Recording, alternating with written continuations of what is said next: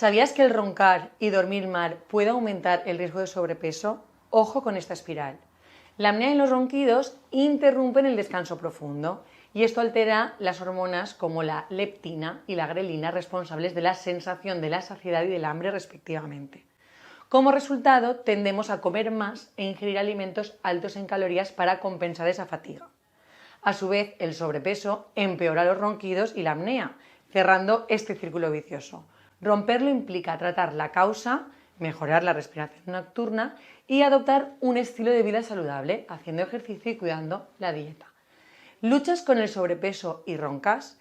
Síguenos para tips, guarda este reel y compártelo. Ponle freno a este ciclo dañino y recupera tu energía.